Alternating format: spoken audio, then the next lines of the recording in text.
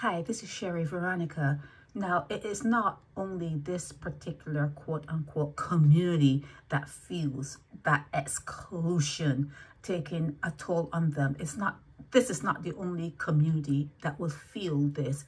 Recently in your paper, there was an article that dealt with the elementary school level and the work and the stress, and there's too much. There was too much being put on children. They're still kids, they're still children, but yet there's an enormous amount of pressure to go to a school that was built by the slaves, by the ancestors. Okay, there is an enormous amount of pressure put on children in the schools in Barbados to go to a school built by slaves. So this LGBTI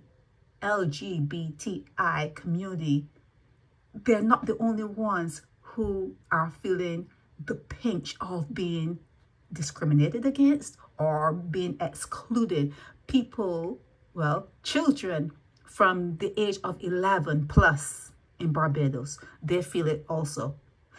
They, at a young age, feel what it is to be discriminated against. They don't need to come to America. They don't need to go to Canada or the UK. They don't need to go anywhere. It happens right there in little tiny Barbados, where you feel discriminated against at the tender age of 11. Tender age of 11. You are a baby, still a baby, but they teach you early,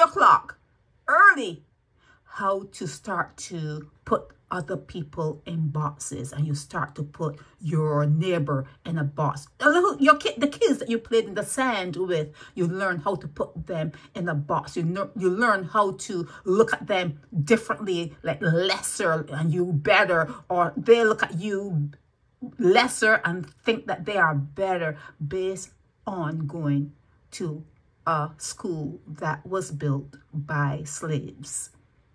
Okay, so when you see these studies that talk about exclusion taking a toll, when you see that, think about the 11 plus and what it does to your children. Okay, think about the 11 plus. I am sure that you don't care about it if you have money for extra lessons and your child goes to a school that you can tell everyone, oh, my daughter biology age. I'm sure you don't mind.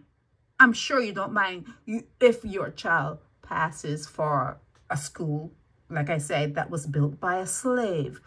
But think about these things. It is long term. It's a long term detriment that you do to your children. It lasts forever, because people, when they are trained and indoctrinated to think a certain way, it's next to impossible to take it away from them. It's next to impossible to take indoctrination out of a child, because it is almost better not to teach a child something than to teach them it and then try to take it away from them. It's almost better not for them to have that particular set of skills in a particular way of thinking than for them to have it. You cannot change. You cannot change. Once you've been indoctrinated to think that you are better than someone else, it stays with you. I see it with my Jamaican friends. Well, not friends, but I see it with people from Jamaica, how they think and how they feel about other people. You see it all the time, and there's no changing to it. Cannot change. Cannot change. Be careful how you're educating and indoctrinating your kids, okay? Be very careful what you're putting in their heads and how you're making them feel about other people, simply because there's always going to be someone bigger, better, richer, and everything that's better than your child. There's always going to be someone that is better, and that person is looking down on your child. So when you're teaching your child to look down on someone, it's just tears. It's just tears, because somebody's looking down on your child too. Okay, and you should expect it. The way you teach your child to look down on someone, you should expect that there's somebody out there that's looking down on your child, and it doesn't feel good. Share, Veronica.